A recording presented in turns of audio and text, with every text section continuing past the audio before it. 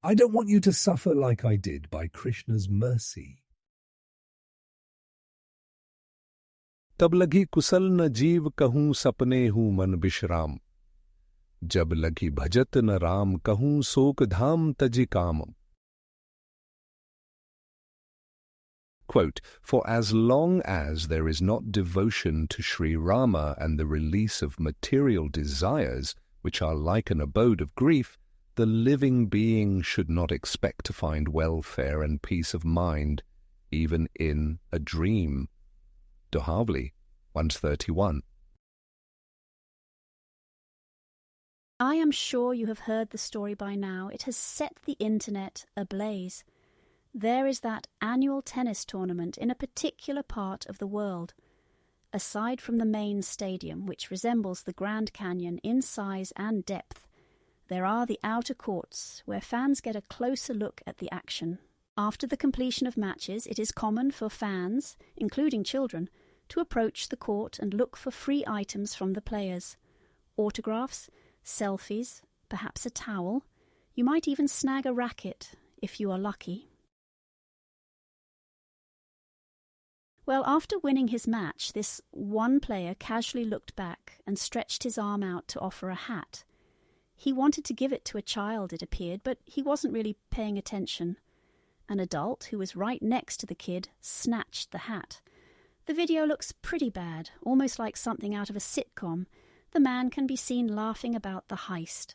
Anyway, people on social media are torching this guy, the one who took the hat. They found out where he lives and where he works. The guy eventually responded. He did not apologize, which was sort of refreshing. Not that I agree with what he did, but I don't see why he has to grovel to the court of public opinion over it. This world has all kinds of people. Some are nice, some are not. Some will let the kids have a free hat, some will not. To me, it is not a big deal. Moreover, I understand the psychology behind the move. I guarantee you that this man grew up around people who were tough on him. They didn't give him anything for free. As an adult, he now takes the same approach towards children. I am not saying I would take the same approach, but you see this attitude reflected in some people. They have no interest in making life easier for others. If they had to suffer during childhood, they are fine with others suffering as well. If they were abused by their parents, for instance, they might hope that the younger siblings endure the same trauma. What I mean to say is that some people are not so quick to help others avoid the same dangers and mistakes in life. They are fine with distributing the misery such that everyone has to suffer on an equal level. To me, this stands in stark contrast to the Vedic tradition, which passes along something like an instruction manual for life. People had to write to that manual. It is like an ever-expanding compendium with contributions from notable figures along the way, over the course of time. But which way is better? Why should I have it any easier than people who came before me? You know what I mean? Why shouldn't I have to endure my own struggles? Is that not what builds character? Why should someone from long ago help me when there is literally nothing I can do for them? Most of the time, those people don't even get sufficient appreciation. The newer generations just take and take without giving anything back. If Vedic culture could be summed up in one word, it would be appreciation. That is the foundation of the culture which is for the human being. This culture is known as Dharma, and since it has no beginning and no expiration date, it is Sanatana. Therefore, the true definition of religion, if we want to consider that concept, is Sanatan Dharma. You might ask the question, just who are we supposed to appreciate? There are three principal debts assumed at the time of birth. We owe everything to our ancestors. Whether we like them or not, they set the stage for our appearance. We repay them by continuing the family, by one day bringing others into this world. There is a debt to the administrators of the material creation. We think we can do everything on our own. We take so much that we become spoiled.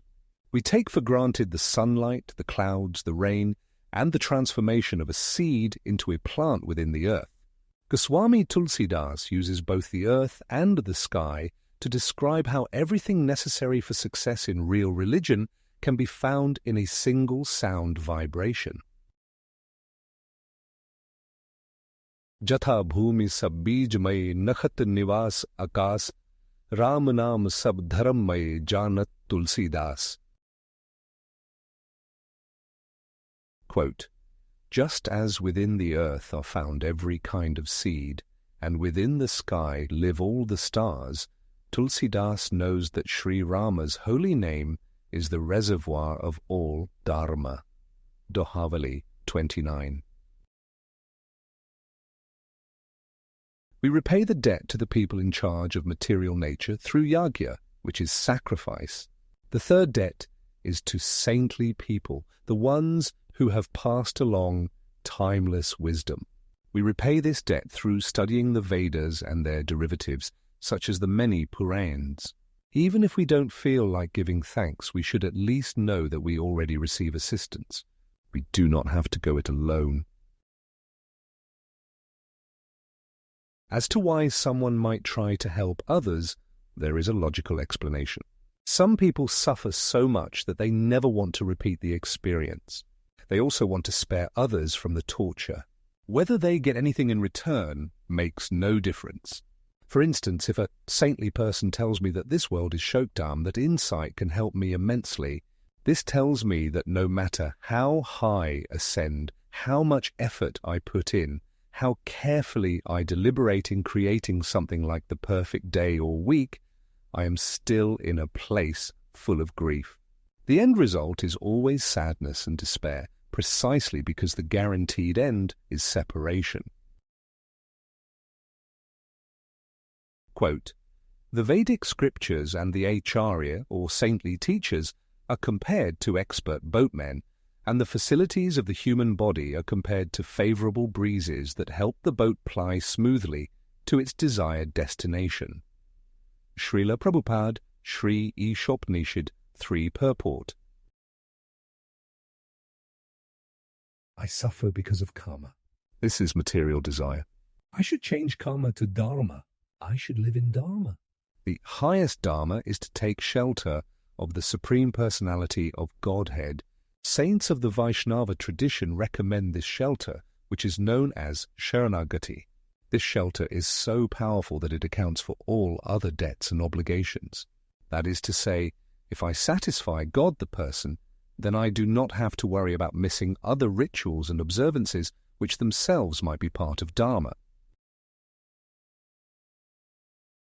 Sarva dharman parityajya mamekam sharanam vraj aham tvam sarva papebhyo mokshayishyami ma shuchaha. Quote, abandon all varieties of religion and just surrender unto me. I shall deliver you from all sinful reaction. Do not fear. Lord Krishna, Bhagavad-gita, 1866. To want others to needlessly suffer is the way of the Kripana, who is the miser. To help others avoid suffering is the way of the Brahmana, who is the most liberal, saintly person. The single Brahmana can help me overcome the negative influence of countless Kripanas. The saintly person is like the expert boatman taking me across the ocean of suffering. To be so blessed, I feel as if I can never sufficiently repay this kindness. In closing, for showing me the way, never sufficiently to repay, because world full of grief, envy beyond belief, that even the adult could steal, from child to no decency appeal. But saints never for my misery seeing, words such that all troubles freeing.